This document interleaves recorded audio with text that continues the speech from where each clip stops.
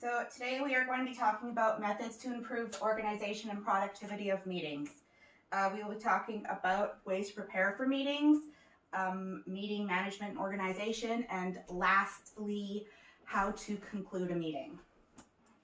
So basically, what do we know about meetings? They require teamwork from everyone in attendance. They are a necessary part of running a business, and they help by providing everyone with fresh ideas as well as aiding with problem solving and making important decisions. Before a meeting is called by a facilitator, it needs to be seen if it's even necessary. Some questions you may ask yourself before even calling a meeting is, why am I scheduling this meeting and what is the purpose?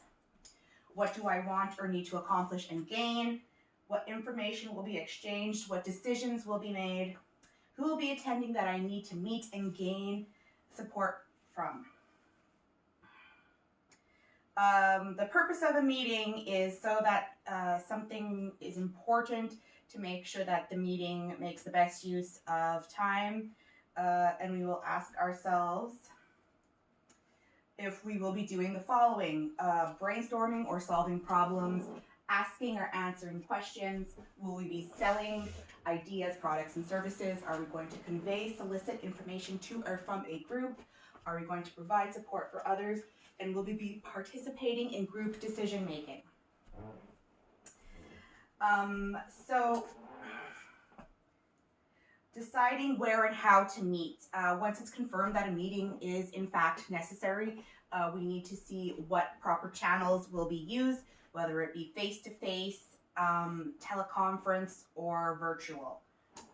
Selecting the participants that need to join. Is this going to be a large group or just 5 members? The use of digital calendars. These help by letting everybody who is asked to participate, if they are good for a scheduling date and time, and helps remind them. Distributing a meeting agenda ahead of time. This needs to be done 1 day minimum, but preferred 3 days. Meetings can be more efficient if the meeting facilitator and participants know how to get a meeting started and make use of the ground rules and how to keep the meeting flowing. A well-arranged meeting requires teamwork from everyone involved. Always start on time. You don't want to rush the meeting. You don't want to be disrespectful to those who took the time to show up at the right time. Start the meeting with a short 3 to 5 minute introduction. This should include the following: the agenda, the goal and length of the meeting, background topics and or solutions, possible solutions and constraints. Next, we have the ground rules, which will be established at the end of the introduction. Some ground rules that can be used are arriving and starting on time, following the agenda, communicating openly, listening carefully, and being supportive and respectful of different viewpoints.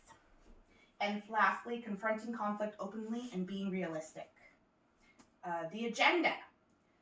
Using the agenda that you created is a great way to keep the meeting moving along.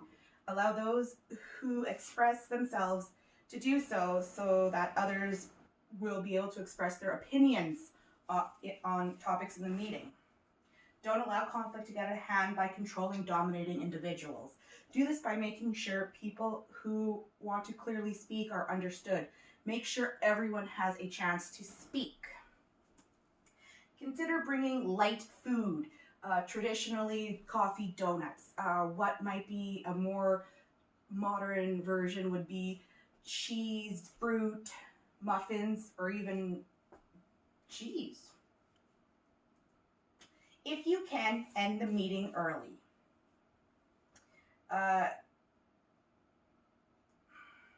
No one should leave a meeting confused.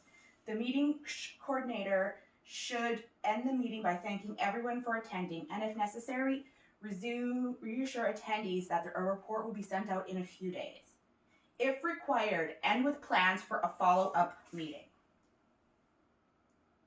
Recommendations and conclusions. Employees must make sure that the meeting is the correct means of communicating their ideas or information. It's okay to send an email instead. Meetings require teamwork.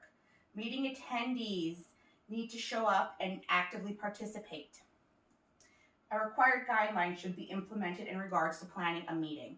This guideline should be adhered to not only as a form of quality control, but also as a method of resource management. And that's the end.